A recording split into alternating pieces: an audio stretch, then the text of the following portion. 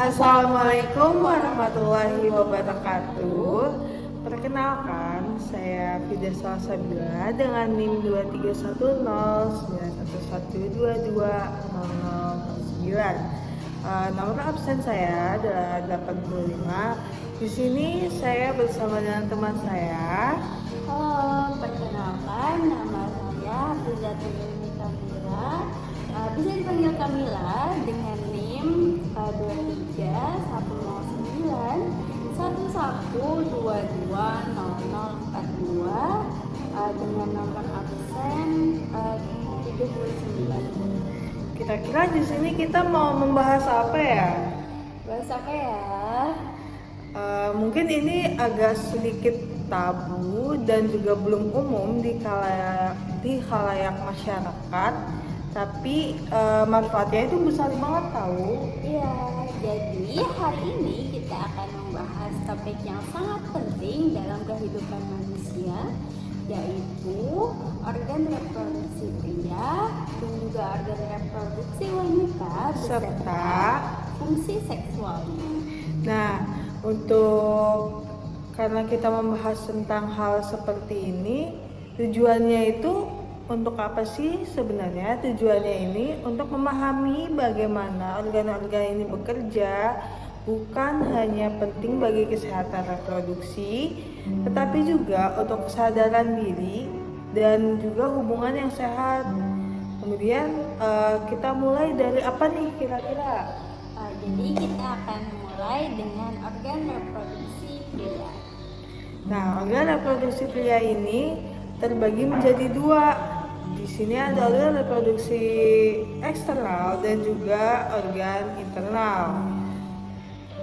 Baik, untuk yang organ reproduksi eksternal pada pria itu terbagi lagi menjadi dua. Yang pertama itu adalah penis Dan yang kedua adalah skrotum. Baik, kita mulai dulu dari yang pertama kali ya. Boleh? Oke, karena tadi ada dua. Yang pertama ini ada penis. Penis ini organ yang berbentuk tabung, kemudian memiliki fungsi utama. Fungsi utamanya ini tidak hanya satu, tetapi juga dua. Nah, pertama, penis ini berfungsi sebagai saluran pembuangan urin dari kandung kemih melalui uretra. Kemudian fungsi keduanya apa ya? Fungsi keduanya yaitu berfungsi sebagai alat kopulasi, yaitu memungkinkan pengeluaran sperma ke dalam saluran reproduksi wanita selama berhubungan seksual. Nah, di penis ini ada 3 jaringan erektil. Yang pertama itu ada 2 corpora cavernosa dan juga 1 corpus spongiosum. Nah, satu corpus spongiosum ini yang mengelilingi uretra. Ketika pria terangsang, jaringan ini akan terisi darah, kemudian menyebabkan penis menjadi ereksi. Kemudian ini digunakan untuk sebagai penetrasi saat melakukan hubungan seksual. Lalu kita lanjut, itu adalah skrotum. Jadi skrotum ini itu adalah sebuah kantong kulit yang menggantung di bawahnya penis tadi. Skrotum ini berfungsi sebagai tempat bagi testis. Fungsi utama dari skrotum ini adalah untuk melindungi testis dan juga menjaga suhu yang optimal untuk produksi sperma. Nah, tadi karena sudah disebutkan nih ada suhu yang optimal. Kira-kira suhunya berapa aja sih? Untuk suhunya itu sekitar 2 sampai dengan 3 derajat Celcius lebih rendah daripada suhu tubuh. Di sini juga ketika suhu lingkungan meningkat, skrotum akan menjadi lebih longgar untuk mengurangi panas. Begitupun sebaliknya, skrotum akan mengerut ketika dingin untuk menjaga testis tetap hangat.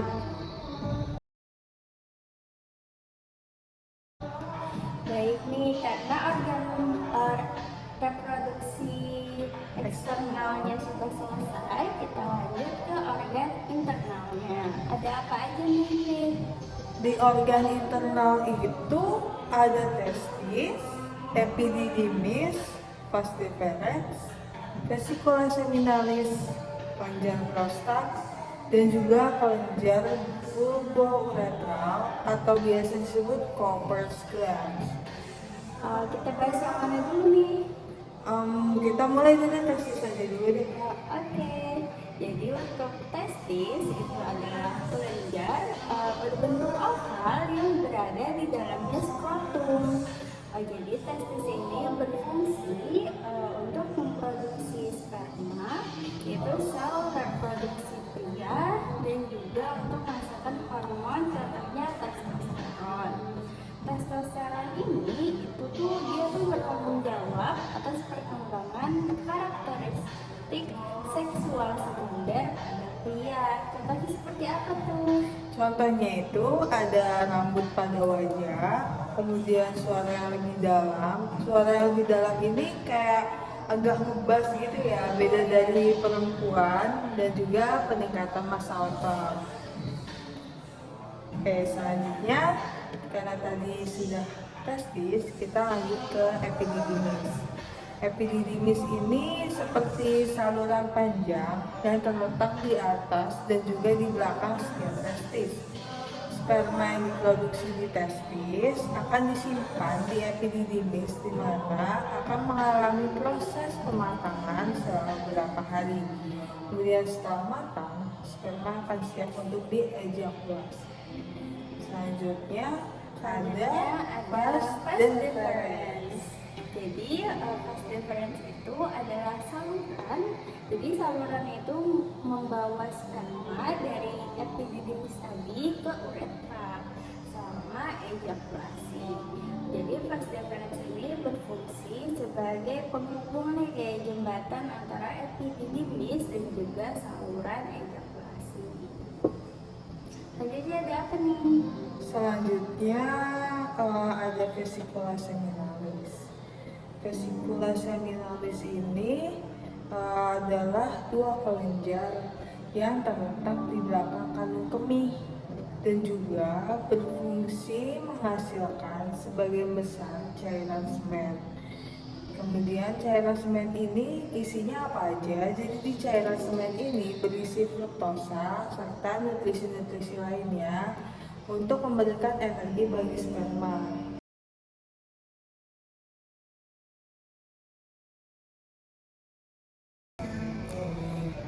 Baik, untuk kelenjar selanjutnya itu ada kelenjar prostat.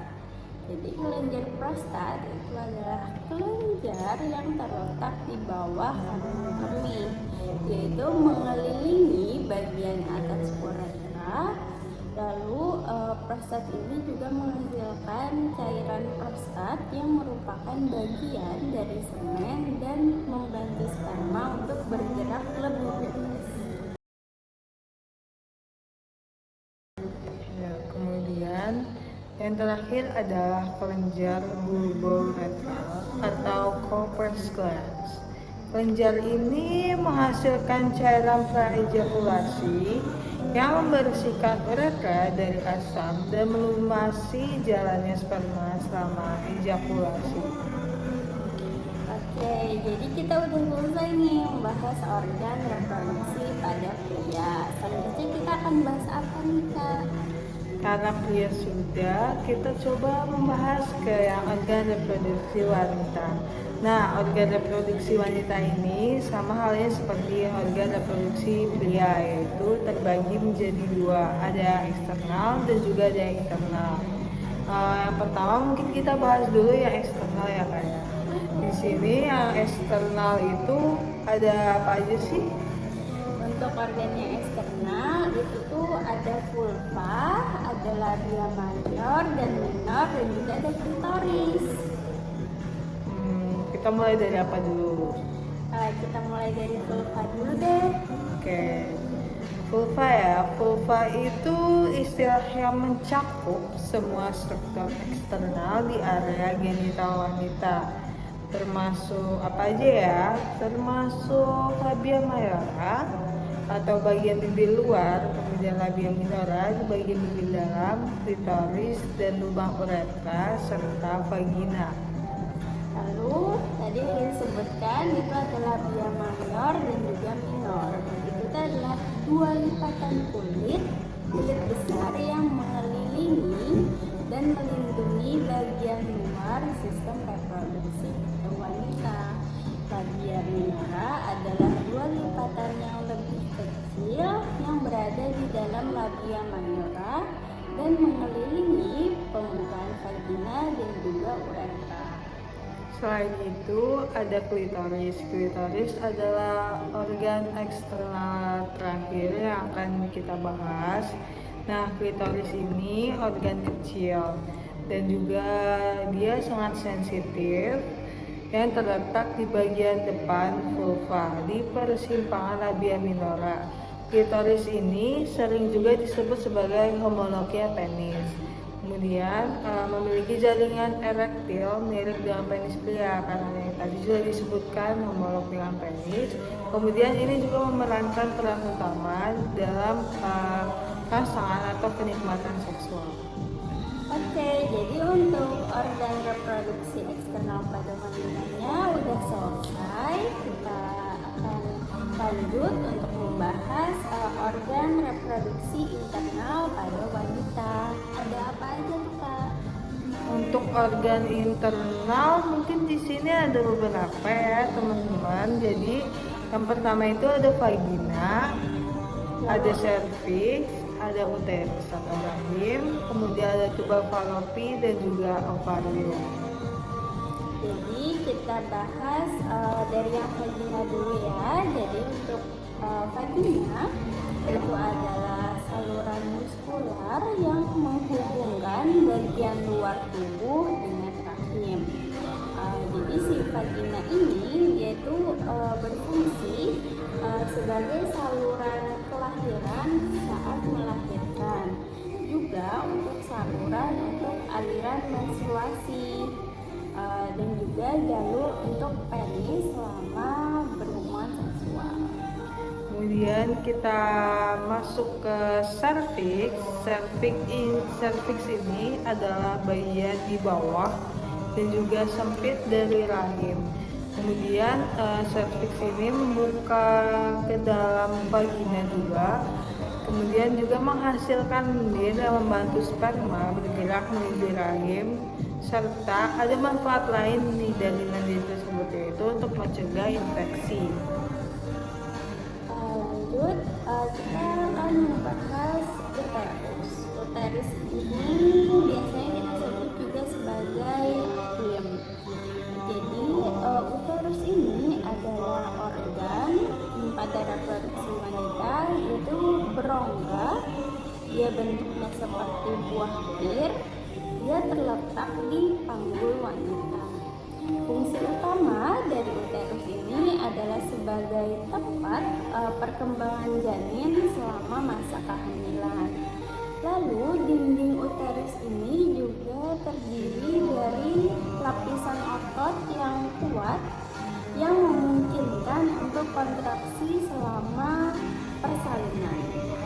Kemudian ada tuba fallopi. Tuba fallopi ini ada seperti dua saluran begitu yang menghubungkan ovarium dengan rahim. Sel telur yang dihasilkan oleh ovarium akan bergerak melalui tuba fallopi menuju rahim.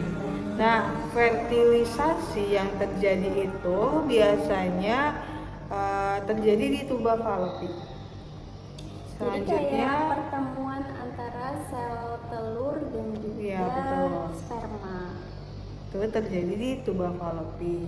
Dan terakhir adalah ovarium. Jadi ovarium ini dia tuh dua kelenjar, dia berbentuk seperti almond. Dia kecil aja yang terletak di kedua sisi rahim. Jadi ovarium ini memiliki dua fungsi utama. Yang pertama, dia untuk menghasilkan sel telur atau ovum dan juga memproduksi hormon estrogen serta progesteron.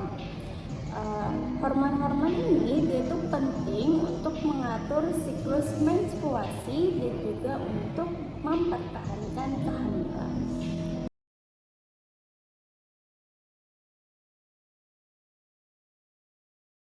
Oke, tadi untuk organ reproduksi pria dan wanita sudah kita bahas semua. Selanjutnya kita akan ke yang bagian terakhir, yaitu fungsi seksual.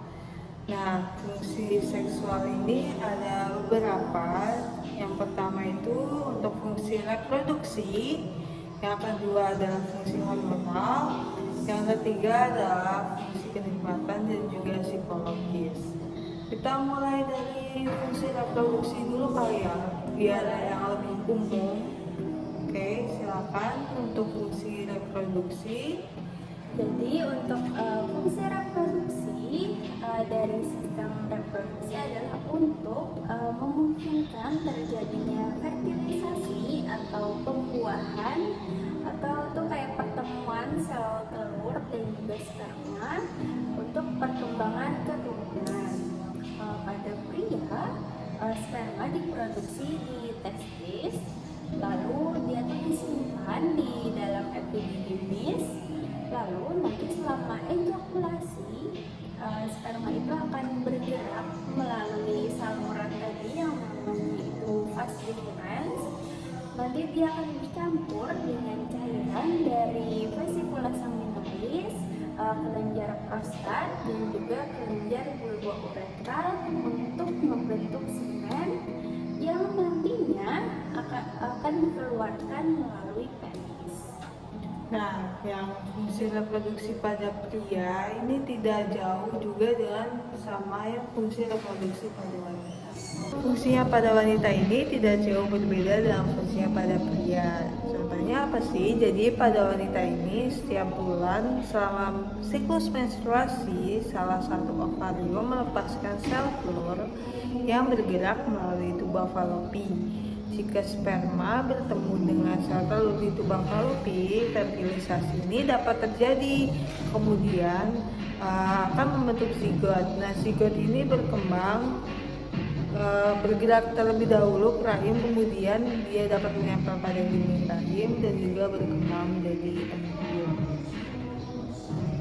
Baik, selanjutnya itu ada fungsi hormonal. Jadi hormon itu tuh memainkan peran paling penting atau peran kunci dalam fungsi seksual dan juga reproduksi. Pada pria, hormon testosteron itu tidak hanya mengatur produksi sperma, tapi juga mempengaruhi libido dan juga karakteristik seksual sekunder. Lalu untuk pada wanita, hormon estrogen dan juga progesteron itu mengatur siklus menstruasi dan menyiapkan rahim untuk kehamilan. Jadi hormon-hormon ini selain itu tadi juga mempengaruhi mood dan juga kesehatan secara keseluruhan. Nah, untuk fungsi yang terakhir adalah fungsi kenikmatan dan psikologis. Seksualitas ini tidak hanya tentang reproduksi teman-teman, jadi bisa juga tentang kenikmatan dan juga kedekatan emosional.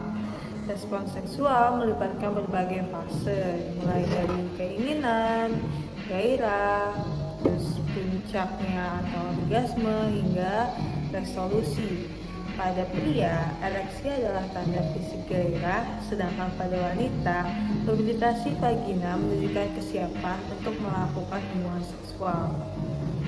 Jadi orgasme itu adalah puncak dari rangsangan seksual yang melibatkan itu ada terjadi kontraksi otot dan juga terjadi pelepasan hormon yang membuat perasaan senang dan juga rileks. Selain aspek fisik, fungsi seksual juga mempengaruhi aspek fisiologis seperti kepercayaan diri, kedekatan dengan pasangan, dan kesehatan mental secara keseluruhan. Oke, karena mungkin kita bisa juga membahas tentang menstruasi nih, karena menstruasi kan banyak yang belum tahu juga kan bagaimana tentang siklusnya, kemudian eh, apa ya, definisi yang lebih sebenarnya menstruasi itu lebih kompleks teman-teman. Jadi di sini kita mulai terlebih dahulu dengan definisi menstruasi. Jadi menstruasi itu apa sih? Menstruasi itu adalah proses alami yang terjadi pada sistem reproduksi wanita. Ini melibatkan pelepasan lapisan dari rahim yang dikenal sebagai endometrium melalui vagina. Jadi proses ini tuh terjadi sebagai bagian dari siklus menstruasi yang berulang setiap bulannya. Biasanya berlangsung sekitar 28 hari meskipun bervariasi antara 21 sampai dengan 35 hari pada setiap wanita.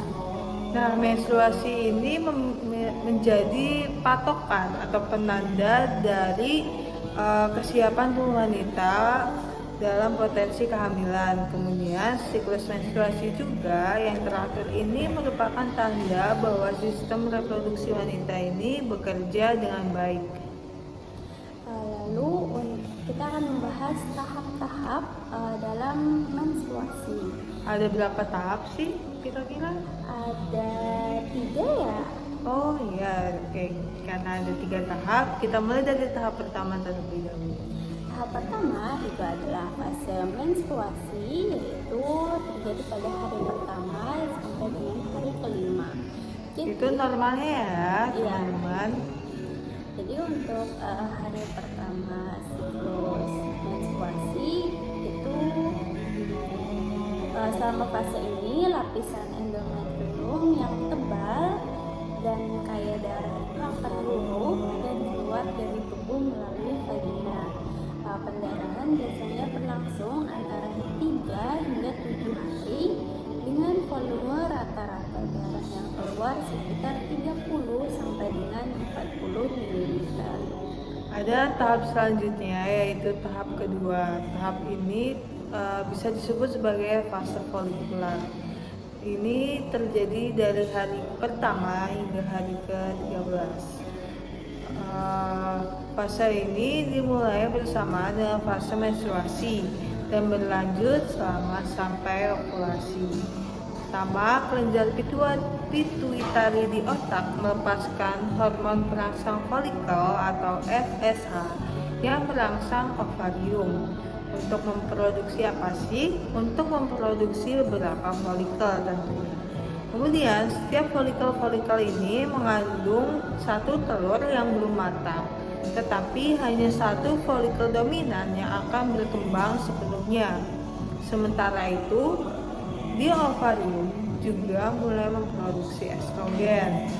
Nah, estrogen ini untuk mempersiapkan lapisan endometrium rahim ketika akan mengalami kehamilan.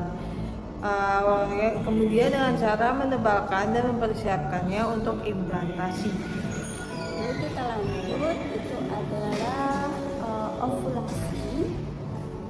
Jadi ovulasi ini adalah proses pelepasan sel telur matang dari ovarium.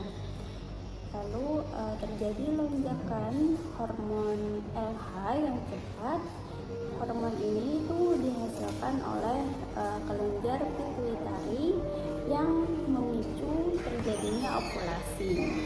Lalu sel telur kemudian dilepaskan ke tulang falopi, di mana ia nanti akan menunggu untuk dibuahi oleh sperma. Ovulasi ini biasanya terjadi di tengah siklus, sekitar hari ke-14 dari siklus 28 hari. Tetapi ini dapat bervariasi tergantung tiap individu. Oke, untuk yang terakhirnya ada tahap keempat atau fase luteal di hari 15 ke 28. Setelah yang tadi ovulasi, folikel yang kosong berubah menjadi korpus luteum yang mulai melepaskan hormon progesteron. Progesteron ini mempersiapkan endometrium untuk menerima sel telur yang dibuahi dan juga mendukung mendukung awalnya kehamilan. Jika tidak ada pembuahan, korpus luteum akan berhenti memproduksi progesteron yang menyebabkan endometrium ini luruh. Nah, endometrium luluh itu sebagai tanda apa sih? Jadi endometrium luluh itu menandai dimulainya siklus menstruasi baru. Jika pembuahan terjadi, maka korpus luteum akan terus memproduksi progesteron untuk mendukung kehamilan awal sampai plasenta berkembang. Jadi tadi tahap-tahap sudah disebutkan ya. Selanjutnya karena tadi telah disebutkan juga di awal-awal ada hormon-hormon. Nah, di sini kami akan menjelaskan sedikit tentang hormon-hormon yang telah disebutkan sebelumnya. Ada berapa hormon ya? Ada banyak hormon deh. Jadi yang pertama kita bahas dulu dari hormon estrogen. Jadi hormon estrogen ini dia itu diproduksi oleh folikel di ovarium. Jadi hormon estrogen ini dia bertanggung jawab untuk menebalkan lapisan endometrium dan membantu mengatur siklus menstruasi. Hormon estrogen ini juga penting untuk perkembangan karakteristik seksual sekunder pada wanita. Kemudian selain estrogen ada progesteron. Nah, progesteron ini diproduksi oleh korpus luteum setelah ovulasi. Progesteron membantu menjaga lapisan endometrium tetap tebal dan siap untuk menerima sel telur yang dibuahi. Nah, progesteron juga berperan dalam menenangkan otot rahim dan mencegah kontraksi yang bisa menyebabkan keguguran pada awal kehamilan. Lalu yang ini ada hormon FSH dan LH. Ini adalah hormon terakhir yang akan kami bahas. Jadi hormon FSH dan juga LH ini dia tuh hormon yang dihasilkan oleh kelenjar pituitari dalam otak. Dia ini bertanggung jawab untuk mengatur perkembangan dan juga pelepasan sel telur dari ovarium. Oke, jadi karena tadi sudah disebutkan hormonnya juga, di sini ada garis besar nih, garis besar tentang menstruasi. Jadi apa sih menstruasi tadi? Jadi secara keseluruhan menstruasi adalah bagian penting dari kesehatan reproduksi wanita dan memainkan peran vital dalam sistem reproduksi. Baik, jadi memahami siklus menstruasi dan prosesnya itu membantu wanita untuk mengelola kesehatan reproduksi dan juga menangani masalah terkait menstruasi. Nah, penting juga untuk memperhatikan perubahan-perubahan pola menstruasi serta disarankan untuk berkonsultasi dengan profesional kesehatan jika ada ketidaknormalan atau abnormal. Baik, demikian penjelasan kami tentang organ reproduksi pria. Tadi ada juga organ reproduksi wanita. Lalu untuk fungsi seksual dan juga tadi ada dibahas sedikit tentang menstruasi.